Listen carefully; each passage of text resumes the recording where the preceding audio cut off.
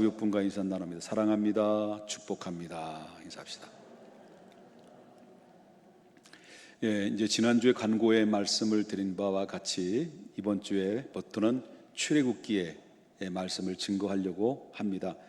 이 두 주 전에 이미 그 교회의 핍박과 고난을 통한 교회 성장통이라는 제목을 가지고 말씀을 전한 바가 있습니다. 그것이 첫 번째 출애굽기의 설교고요.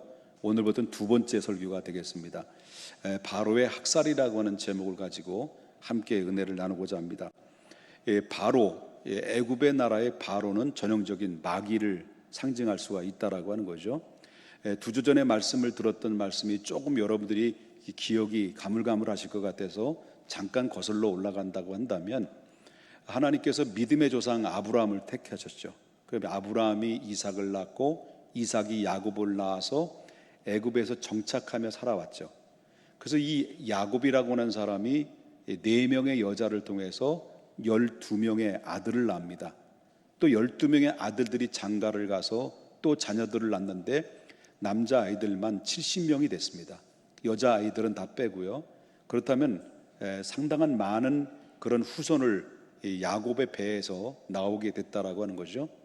그래서 요셉이 결국 노예로 팔려나가게 되고, 노예로 팔려나갔는데 졸지에 애굽의 총리가 돼서 애굽의 흉한 흉년으로부터 막아내는 그런 엄청난 업적을 남겨서 바로 애굽 사람의 당대의 사람들은 요셉 그러면 참 이 나라를 살려낸 유명한 사람, 참 하나님의 귀하게 쓰임받는 하나님의 사람으로 정평이 나 있었기 때문에 그때 당대 요셉은 상당히 존경받는 이방인이자 노예 출신이지만은 애굽 사람들에게 있어서는 상당히 마음속에 좀 애정이 가는 요셉이라고 볼 수 있습니다. 여러분 알다시피 우리나라의 그 독일에서 1970년대 80년대 초반까지 활약을 했던 차범근 축구 선수가 있죠. 감독님이죠. 이분이 독일에서 활동을 했을 때 바로 거기에 분데스리가에서 우승을 2번이나 차지하고요. 거기에 이방인으로서 갈색 폭격기라고 할 만큼 엄청난 빠른 속도로 바로 골을 상당히 많이 놓아서 바로 이 독일 사람들의 마음에는 우리들의 60대나 50대 사람들은 이미 정서 속에 차범근 아십니까 하면 독일 사람들은 차범, 그러면서 그 정서에 차범이라는 사람을 알고 있습니다. 근데 지금 20대나 10대 사람들은 바로 차범 그러면 누군지 몰라요. 그러니까 이 세월이 역사 속에서 애굽의 나라가 400년의 세월이 지나다 보니까 그 400년이 지난 후손들은, 애굽 사람의 후손들은 왕도 그렇고 백성들도 그렇고 요셉 누구요? 라고 물어보면 요셉이 누군지 모르는 상황에 놓여 있었던 거죠. 그래서 그때 당시에 바로가 요셉을 모르는 바로가 이 애굽 나라를 다스리고 있었을 때에 그때 당시에 고센 땅에서 야곱의 70명의 후손들이 요셉 까닭에 이제 이주를 해가지고 400년 동안 사는 거예요. 이 400년 동안 살면서 인구가 폭발적으로 일어나는 거예요. 그러니까 이 출산율이 어마무시하게 출산이 일어나게 되는데 애굽 사람의 여인들보다도 히브리 여인, 이스라엘 여인들이 출산하는 출산이 감당할 수 없을 만큼 번식이 엄청난 폭발력을 일어나게 되죠. 거기서 위기감을 느낀 거예요. 누가? 이 애굽의 백성뿐만 아니라 바로 애굽의 왕 바로 왕도 위기감을 느끼기 시작하면서, 아까도 서두에 말씀드렸습니다마는 바로 왕은 마귀를 상징한다라고 그러죠. 그만큼 악한 마귀, 악마의 화신이라고 할 만큼 악한 짓을 그때부터 이스라엘 백성들에게 자행을 하고 있는 것을 우리가 보게 된다는 거죠. 그래서 거기선 3가지 정책을 펼쳤어요. 3가지 정책 중에서 바로 첫 번째 정책이 뭐냐면 바로 히브리 민족이 출산율이 어마무시하니까 이들을 강력한 노동력을 통해서 바로 그들을 인구 정책을 정책을 완화시키는 것이, 바로 다시 말하면 출산율을 억제시키는 것이 그들의 목적이었습니다. 그런데 놀라운 사실은 그들이 이스라엘 히브리 민족들에게 혹독한 노동을 가했는데도 불구하고 어떻게 해서 그런지 모르는데 막 출산이 그전보다 더 왕성해지는 거예요. 그게 바로 이 첫 번째 정책은 바로 노동을 통해서 인구 억제를 정책을 펼쳤으나 실패하고 말은 거예요. 두 번째 정책을 하는 거죠. 두 번째 정책은 고센 땅에 살고 있는 히브리 산파들을 바로 그들에게 보내는 거예요. 이 바로의 왕명이 어명이 떨어진 거죠. 너희는 고센 땅에 살고 있는 히브리 여인들이 아이를 출산할 때는 바로 산파들에게 명령하죠. 너희 산파 잘 들어라. 고센 땅에 살고 있는 히브리 여인들이 출산해서 아들을 낳으면 너희가 아들을 받을 거 아니냐. 아들을 받으면 낳자마자 너희 산파들은 히브리 남자아이들을 죽여버려라. 그러나 여자들은 살려내라. 이 어명이 떨어진 거예요. 그래서 이 어명이 떨어졌는데 산파들은 그 어명에 받들어 섬겨야 되잖아요. 죽여야 되잖아요. 그런데 놀라운 사실은 산파들은 왕의 명령을 어겨요. 그리고 오히려 출산할 수 있도록 히브리 여인이 출산할 수 있도록 도와줘요. 이거를 그래서 결국 바로의 두 번째 정책도 실패로 돌아갑니다. 그 실패로 돌아가니까 세 번째 정책이죠. 이제는 산파를 보내지 않고 이 일반 사람들을 보내가지고 히브리 히브리인 여자들이 출산할 때 남자 아이들은 나일강에 빠뜨리고 여자들은 살려내라.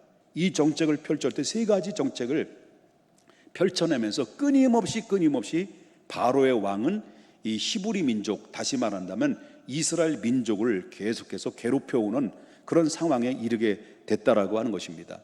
여러분, 마귀의 전략이 뭔 줄 아십니까? 마귀의 전략은, 마귀는 하나님의 계획을 무력화시키는 것이 마귀의 전략이에요. 하나님께서 아브라함을 택했습니다. 아브라함의 믿음의 조상으로 만들어졌죠. 아브라함을 통해서 아브라함이 이삭을 낳고 이삭이 야곱을 낳음으로 말미암아 그 후사를 통해서 인류를 구원하고자 하는 계획을 누가 갖고 있었던 거예요? 하나님이 갖고 있었던 거죠. 그래서 그 야곱의 이스라엘을 통해서 독생자 예수 그리스도를 보내서 그 독생자를 통해서 인류를 구원하고자 하는 계획들을 하나님이 갖고 있는 것을 누가 알고 있었냐면 마귀가 너무나도 잘 알고 있었던 거죠. 그러니까 이 마귀는 이 사실을 너무나도 잘 알고 있기 때문에 바로의 왕도 똑같은 거예요. 바로의 왕도 가장 두려웠던 것이 무엇이냐고 말한다고 한다면 그것은 애굽 안에 살고 있는 히브리 민족이 생육하고 번성하고 충만하고 다스리고 정복해가는 이 확산돼가는 이 상황에 대해서 결국 바로는 두려움을 갖게 된 겁니다. 세상에서 가장 무서워하는 것이 무엇인 줄 아십니까? 그것은 바로 뭐냐면 교회가 생육하고 번성하고 부흥되는 거예요. 세상이 가장 무서워하는 게 그거예요. 그래서 여러분, 어떻게 해서라도 세상은 교회가 부흥되고 흥왕하는 것을 원하지 않아요. 그래서 항상 역사 속에는 교회는 핍박을 받아왔습니다. 초대교회가 그렇습니다. 초대교회가 핍박을 받아왔습니다. 로마 시대에도 그랬습니다. 로마 시대에도 교회가 엄청난 핍박을 받았습니다. 수없는 기독교인들이 피 흘려 죽음을 맞이하는 이런 가운데 기독교의 역사는 한마디로 말한다면 피의 역사라고 볼 수 있습니다. 그만큼 세상은 교회가 생육하고 번성하고 부흥되고 흥왕하는 것을 원하지 않습니다. 그리고 예수 그리스도를 통해서 모든 인류가 구원받는 것을 원하지 않는 것이 바로 세상이요 마귀의 역사인 것입니다. 그래서 인류의 역사는 피의 역사라고 하는 것입니다. 피의 역사는 두 가지가 있었습니다. 두 가지인데 하나는 바로 뭐냐면 죽이는 역사와 또 하나는 살리는 역사입니다. 바로 성경은 바로 가인이 아벨 사건을 통해서 우리가 보게 되듯이 가인과 아벨은 누구의 아들입니까? 누구의 아들이에요? 그래서 성경 읽기를 하라는 이유가 바로 그거예요. 누구의 아들이에요? 아담과 하와의 아들이잖아요. 지금도 이해가 안 되셔요? 그럼 아담은 누구예요? 다 귀찮아? 말 시키지 마. 아유, 죄송해요. 자, 아담이 죄를 짓고 에덴에서 추방당하고 낳은 자식들이 대표적인 여러 자식이 나왔지만 성경 족보상에서 나온 두 아들이 소개되고 있는데 가인과 아벨이 나오죠. 이 가인과 아벨이 어떻습니까? 죄를 짓자마자 가인이 아벨을 돌로서 쳐서 죽여서 피 흘려 죽게 만들었습니다. 이게 인류의 최초의 살인사건이라는 것을 우리가 보게 되죠.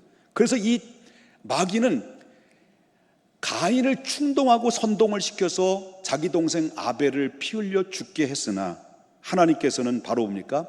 그 아벨 대신 믿음의 계보를 셋이라는 아들을 또 하나님이 허락해 주셨습니다. 마귀는 구원자 예수 그리스도를 십자가에 피 흘려 죽게 만들었습니다. 그렇지만 그 예수님이 흘렸던 보혈의 피는 오히려 인류를 구원하는 능력이 되었던 것입니다.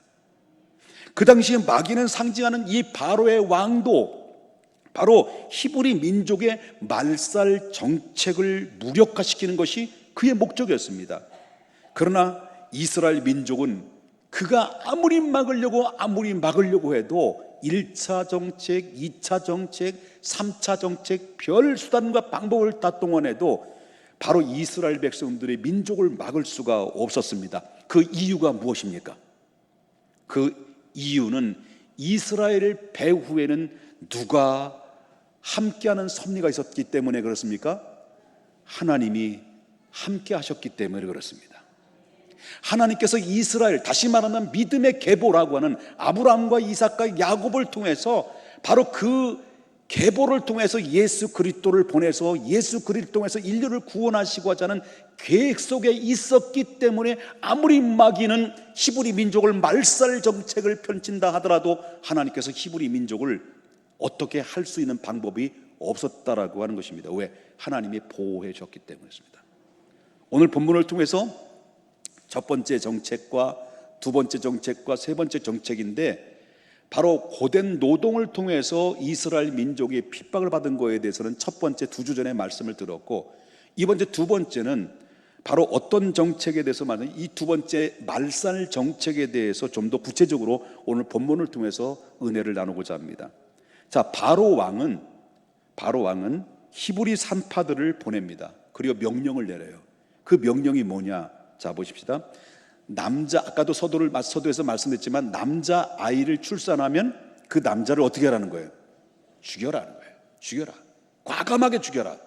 근데 딸은요, 살려라 하는 거예요. 여러분 15절과 16절을 보겠습니다. 15절과 16절. 애굽 왕이 누굴 불러요? 바로 히브리 산파 누구죠? 십부라라는 여자와 부하라는 여자입니다. 그 여자를 불러요.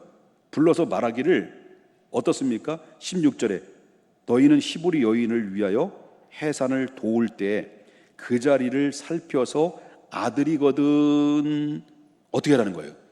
죽이고, 딸이거든 살려라. 그걸 명령을 내려요. 바로 왕은 십부라와 부하라는 이 산파를 불러서 명령하기를 히브리 여자들이 출산하면 아들남 죽여라, 딸나면 살려라 이거예요. 그것은 한마디로 말한다면 어떤 정책인 겁니까? 히브리 민족을 아예 그냥 종족을 자멸시키려고 하는 의도입니다. 히브리 민족을 영적으로 풀이한다면 히브리 민족을 자멸을 시키게 되면 하나님의 계획은 무산되는 거예요. 독생자 예수님이 이 땅에 구속사적인 의미를 볼 때는 독생자 예수를 이 땅에 보내는 것이 무력화되는 것을 바로는 너무나도 잘 알고 있기 때문에, 마귀는 너무나 잘 알고 있기 때문에 바로 산파들을 보내서 바로 이스라엘 다시 히브리 민족을 자멸시키라 이런 것입니다. 그렇기 때문에 그 대신 누굴 살리라는 거예요? 여자들 살리라는 이유는 뭐예요? 뭐 때문에 그런 거예요? 노예로 삼기 위해서 그런 것입니다. 이 명령은 산파들 십부라와 부하라는 이 여자가 그 명령을 받았을 때 그 여자 십부라와 이 부하라는 이 산파가 그 명령을 어기게 되면 어떻게 됩니까? 어기되면 어떻게 될까요? 말하기 싫어? 이 십부라와 부하가 왕명을 어기게 되면 어떻게 될까요? 죽는 거예요. 그냥 가는 거예요. 그냥 네? 가는 거예요. 그러나 산파 십부라와 부하는 자기 죽을 걸 알아요. 분명히 죽을 걸 알아요. 그래 죽을 걸 아는데 이 십부라와 부하는 왕명을 겁내지 않고 히브리 남자를 출산할 때 그 아이를 오히려 도와줘요. 힘줘, 힘, 조금만 더 힘내 라고, 빨리 얼른 나, 얼른 급해 낳는데 왕명의 입장에서부터 죽여야 되는데 안 죽이고 나올 때 오메 아들이네, 오르르 까꿍 했다는 거예요. 산파가. 바로 왕의 명령은 뭐예요? 아들 낳으면 죽여라. 근데 이 산파는 오르르 까꿍 하고 있는 거예요. 산파들은 오히려 히브리 여인들이 더 아이들을 잘 낳을 수 있도록 도와주는, 그러니까 오히려 더 번식이 더 왕성하게 돼. 누가 도와줘서? 산파들이 도와줘서. 분명히 산파들은 왕명을 어길 경우에는 바로 죽음을 면치 못할 것을 알고 있었어요. 그럼에도 불구하고 이 산파 십부라와 부하는 왕의 명령을 어기고 이스라엘 자손들을, 남자아이들 살려주는 그 이유가 뭘까? 그 이유가 뭐냐는 거예요. 그 이유에 대해서 바로 17절에 이렇게 이야기합니다. 17절에 뭐라고 얘기해요? 그러나 산파들이 누굴 두려워했다는 거예요? 하나님을 두려워하여 애굽의 왕의 명령을 어기고 남자아이들을 살렸다라고 하는 겁니다. 바로 그거였습니다. 이 산파 십부와 부하는 애굽의 왕의 바로의 왕의 명령보다도 만왕의 왕이신 전능하신 하나님이 더 두려웠던 거예요. 이게 바로 성경에서 말하고 있는 거예요. 성경 잠언서 29장 25절에 이렇게 이야기합니다. 뭐라고 이야기하냐면, 사람을 두려워하면 올무에 걸리게 되거니와 여호와를 의지하는 자는 뭐예요? 안전하리라. 하나님을 진정으로 두려워하고 경외하는 사람은 어떤 사람입니까? 세상에 환난이 와고 때로는 고난이 올 수 있습니다. 때로는 어떤 때는 바로 더 나가서 내가 죽임을 당하는 그런 가운데 있다 할지라도 하나님의 말씀에서 의해서 결단을 내릴 뿐만 아니라 행동하는 사람들이 그런 사람들이라는 거죠. 여러분, 우리 믿는 성도님들은 이 세상에 존재하고 있는 한 우리는 바로 이 세상이라는 법 아래에 있는 것입니다. 헌법 아래에 있는 겁니다. 그리고 우리 믿음의 성도님들이 이 땅에 사는 날 동안 나라에서 정해놓은 헌법을 준수해야 될 의무가 있는 거예요. 책임이 있는 거예요. 우리는 아니다 하고 막 이렇게 해서는 안 되는 거예요. 못 써요. 혼나요. 동시에 우리는 어떤 사람입니까? 이 땅에 대한민국의 국적을 가지고 있는가 동시에 우리 믿음의 사람들은 우리의 신분은 어디에 있냐? 오직 우리의 시민권은 어디에 있는 겁니까? 하늘에 있는 겁니다. 그러므로 말미암아 하늘에 있는 우리의 시민권이 하늘에 있고 우리의 신분은 하나님의 나라의 백성으로 존재하고 있는 한 우리도 또한 세상의 법을 지켜야 될 의무가 있는 것처럼 하나님 나라의 법에도 지켜야 될 의무가 있는 겁니다. 두 가지 법 아래 있는 거예요. 그래서 예수님께서도 하시는 말씀이 뭡니까? 너희는 가이사 것은 가이사에 드려라. 그러나 하나님 것은 하나님께 드려라. 이 말씀 맞았어요. 그러나 이 산파, 이 십부와 부하처럼 하나님의 법과 세상의 법이 이제 서로 상반된 일이 벌어졌을 때는 어떻게 될 거냐? 어떻게 우리는 결정해야 될 거냐? 하나님의 법과 세상의 법이 상충되고 상반된 일이 벌어졌을 때는 우리 해야 될 당연한 선택이 바로 뭐냐면 하나님의 법을 따라야 된다는 거예요. 그 이유가 뭐냐? 그것은 바로 하나님의 법이 세상의 법 위에 있기 때문에, 하나님의 법은 완전하기 때문에, 옳기 때문에 그렇다라는 거죠. 여러분, 인생은 결단과 선택의 결정이 되어 있습니다. 결단과 선택에 계속해서 연속선에 있는데 우리가 무엇을 선택하느냐에 따라서 우리의 인생의 결과는 확연하게 달라집니다. 우리는 하나님도 선택하고 세상도 선택할 수 있습니다. 그러나 하나님도 선택하고 세상도 선택할 수는 있지만 거기에 결과는 우리의 책임이 있다는 것을 우리가 보게 된다는 거죠. 우리가 선택해야 될 상황을 삶의 현장에서 많이 일어나게 되는 것을 우리가 보기잖아요. 저는 직장 생활에서 잘 모릅니다. 여러분 심정을 다 알 수가 없습니다. 그러나 들어보면 참 직장 생활 하시는 분들이 참 어렵겠다라는 생각이 듭니다. 요즘처럼 내가 신앙을 갖는 신앙에 있어서 자유롭지 못하고 오히려 신앙을 가진 것 때문에 불이익을 당하는 일들이 얼마나 많이 있습니까? 직장 상사의 부하 직원이기 때문에 상사의 명령에 따라서 회식 자리에 어쩔 수 없이 가야 해서 바로 직장 상사들 앞에서 내가 술을 마셔야 되는지 아니면 사이다를 마셔야 되는지 아니면 또 사람의 분위기를 의식해서 아니면 또 하나님을 의식해야 되는지 아니면 내가 교회를 나가야 되는지 아니면 체면 때문에 등산을 가야 되는지 뭐 등등 내가 신앙생활을 하면서 입장 곤란한 가운데 내가 선택해야 될 것이냐 무엇을 선택하고 무엇을 결정해야 되느냐라는 이 문제 앞에 어떤 때는 우리는 타협하기도 하고 어떤 때는 우리 하나님을 선택하기도 하고 여러분 그러잖아요. 안 그래요? 여러분 안 그렇지 않아요? 늘 갈등 속에 또 타협하면 회개하고 내가 왜 이러지? 하나님 앞에 내가 왜 이런 꼴을 내가 왜 보여야 되지? 하면서 늘 갈등 속에 우리 놓여 있지 않습니까?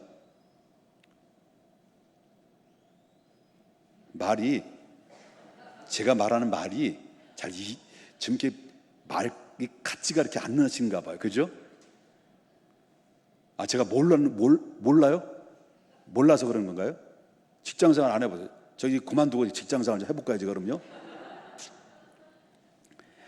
이와 같이 선택에 있어서는 반드시 결과가 온다. 그러나 잘 들어야 됩니다. 선택이 결과가 온다.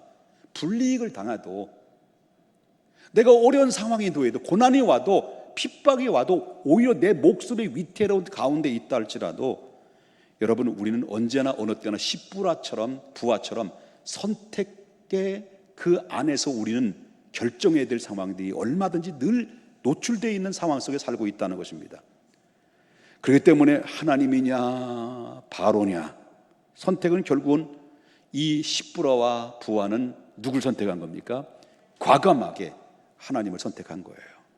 왜냐하면 그 이유는 바로 전지전능하신 하나님을 세상의 왕보다도 더 두려워하는 마음이 있었기 때문에 그렇다는 거예요.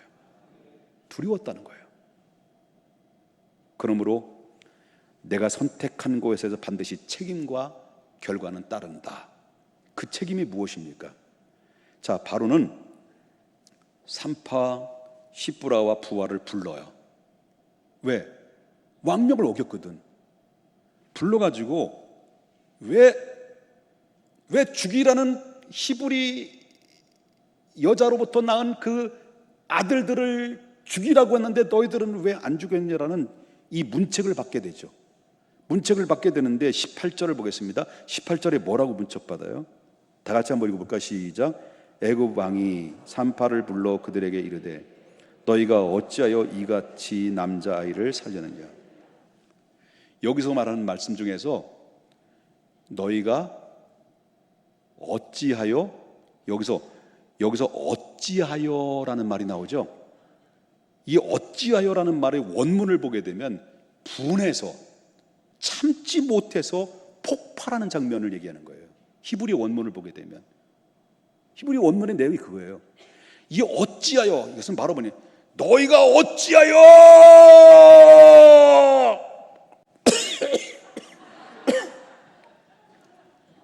옆에 분 인사 사랑합니다. 인사.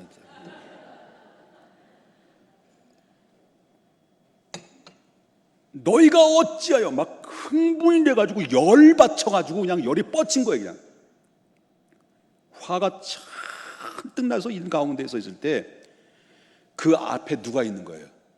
불려온 거예요. 십부라와 부하가 너희가 어찌하여 이렇게 했던 거예요. 지금 상황은 어떤 상황이에요? 왕명을 어긴 십부라와 부하에 대해서 지금 상황은 어떤 상황이 지금 이루어지고 있는 거예요? 조금 있으면 어떤 일이 벌어질 거를 예측이 되죠. 분명히 예측이 되는 거예요.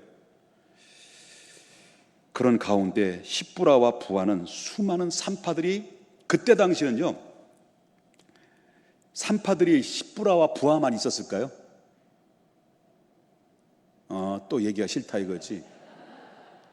그때 2층 좀 대답하세요. 그래, 3층, 주 2층. 자, 우리 애기 엄마 아빠들. 그때 당시 히브리 여인들의 그 출산을 도우는 산파들이 십부라와 부하만 둘만 있었을까? 역시 나 관대상 저 3층으로 옮겨야 되겠어. 아무래도 안 되겠어. 여러분, 그때 당시에 산파는 십부라와 부하만 있었던 게 아니에요. 전국적으로 있었던 거죠. 그 십부라와 산파를 불러낸 것은 그 산파들의 대표 회장이에요. 십부라는 대표 회장이고 부회장은 누굴까? 부하죠. 왜? 부자니까.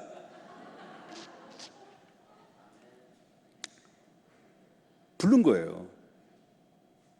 불렀는데, 그러니까 누가 선동을 한 거예요? 십부라와 부하가 산파들을 전부 다 불러놓고, 왕명은 이건데 우린 누굴 두려워해야 되냐? 하나님을 두려워해야 돼. 히브리 여인 남자들 죽이면 우리 저주받아. 막 엄포를 놓고, 아마 뉘앙스가 그렇던 거예요. 막 대표 회장이니까.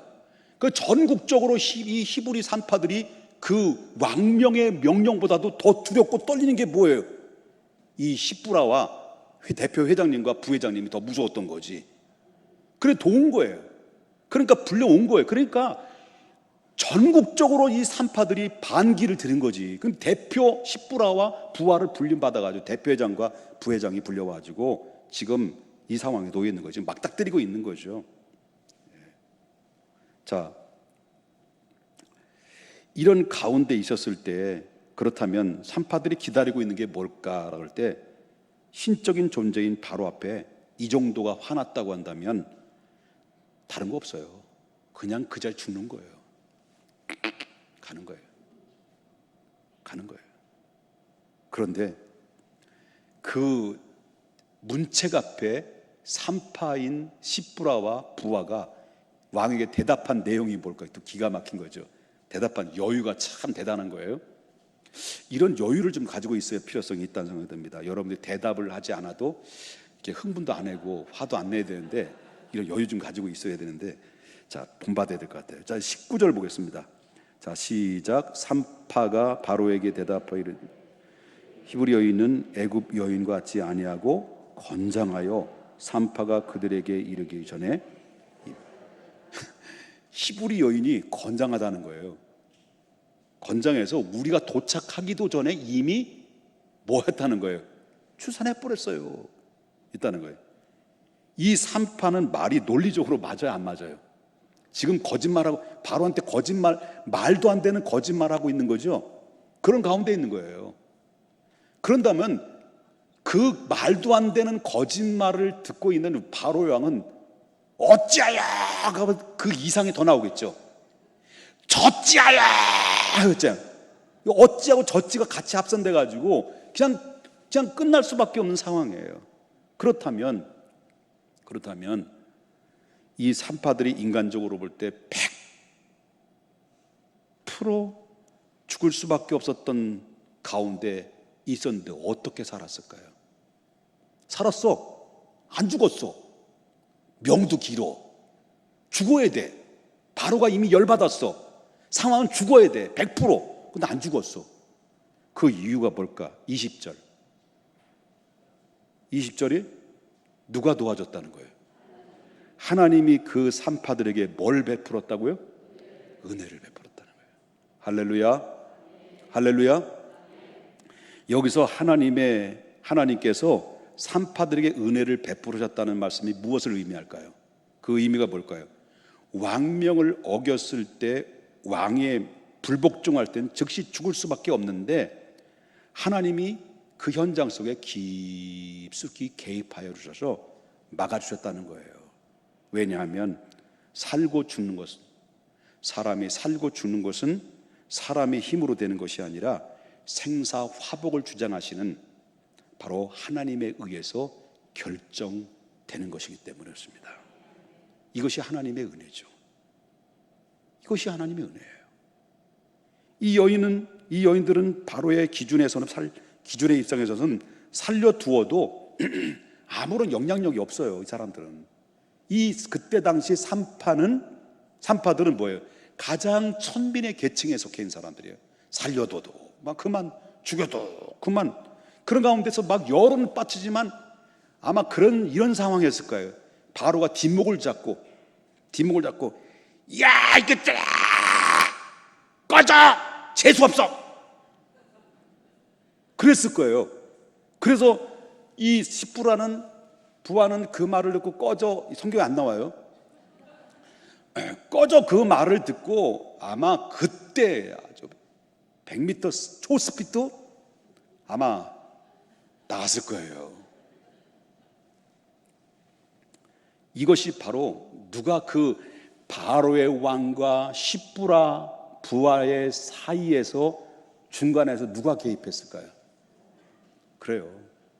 하나님이 그들에게 은혜를 입혔기 때문이었습니다. 하나님이 그 산파들에게 은혜를 베푸시니 하나님이 베푸신 거예요. 이것이 하나님이 일하시는 방식입니다. 죽을 수밖에 없는데 죽지 않았어요. 왜냐하면 하나님이 개입하셨기 때문에. 이것이 하나님의 은혜죠. 내가 세상의 방법으로는 충분히 해결될 수 있는 데를 선택했는데, 근데 오히려 불가능해지. 근데 오히려 내가 불가능해 보이는 하나님의 방법을 선택했는데 어떤 일이 벌어집니까? 안 될 것 같은데 되는 거예요. 죽을 것 같은데 안 죽는 거예요. 그리고 실패할 것 같은데 안 실패하는 거예요. 성공하는 거예요. 이것이 바로 뭐냐면 우리가 무엇을 선택하느냐, 내가 죽으면 죽으리다라는 정말 하나님 편에서 선택하고 하나님을 두려워하고 하나님을 경외하는 마음으로 그 영적인 선택의 그 길을 들어서게 되면 우리가 손해보는 것 같지만 결과적으로 볼 때는 바로 그것이 성공의 길로 우리를 인도함 받는다. 그렇기 때문에 우리 사랑하는 여러분들이요, 우리의 삶이 좀 영적이었으면 좋겠습니다. 영적이었습니다. 내 머리와 내 모든 상식과 내 잔머리를 가지고 살아가려는 것이 아니라 정말 하나님의 방식과 하나님의 방법으로 영적인 삶으로 선택의 길로 걸어갈 때는 하나님, 우리가 알게 모르게 우리가 감지하고 감지하지 못하는 사이에 하나님이 어느덧 내 삶의 현장 속에 깊숙이 개입하여 주셔서 바로 하나님께서 산파들에게 은혜를 베푸셨던 것처럼 하나님 우리의 삶의 현장에서 하나님 은혜를 베푸실 때 여러분, 우리가 결코 실패되는 것 같지만 실패되는 것이 아니라 성공하는 것이고, 죽을 것 같지만 죽지 않습니다. 다시 살아나는 겁니다. 왜? 하나님은 전지전능하신 하나님이시기 때문에 그렇습니다. 자, 이렇게 하나님을 경외했던 산파들에게 결국 하나님이 개입하니까 살았어요. 그리고 살고 난 다음에 산파들에게는 그의 환경이 어떤 결과가 찾아왔을까? 자, 하나님을 경외했습니다. 그리고 나서 보십시다. 출애굽기 1장 21절, 그 산파들은 누구를 경외했다고요? 아까는 바로의 왕보다도 누구를 더 어떻게 했다고 그랬죠? 하나님을 두려워했다고 했습니다. 경외라고 하는 것은 바로 뭐냐면 두 가지의 의미가 있습니다. 너무 그분이 좋은 거야. 근데 좋으면서도 가까이 가기에는 너무나도 어려운 거야. 너무 사랑하지만 두려운 거예요. 이게 두 가지에 합해져 있는 것이 이게 경외거든요. 경외인데 이분들이 바로 뭐냐면 산파와 이 부하가 하나님을 경외하고 하나님을 두려워했더니 자기 목숨을 내놓고 그 히브리 여인을 살리고 선택의 기로 앞에 정말 하나님의 기뻐하시는 영적인 선택을 했던 결과 이후에 바로 21절에 뭐라고 합니까? 21절에 그 산파들은 하나님을 경외하였으므로 하나님이 그들의 집안을 어떻게 했다는 거예요? 흥왕하게 하셨느니라. 할렐루야. 흥왕하게 하셨느니라. 여기서 흥왕했다라는 흥왕이라는 말은 히브리어 말로 아싸야. 아싸 그거예요. 아싸. 히브리어 말로 아싸. 찾아봐, 원문에 히브리어 말로 흥왕이라는 말이 바로 히브리어 말로 아싸 호랑나비. 이게 옆에 분 인사합시다. 아싸라비아 콜롬비아.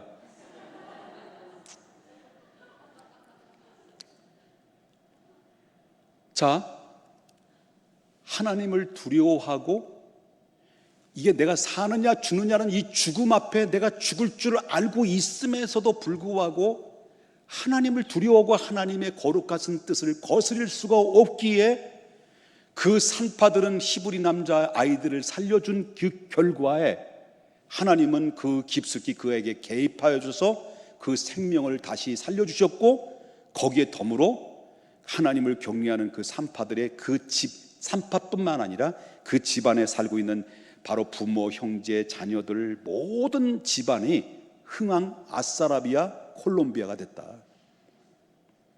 그거예요.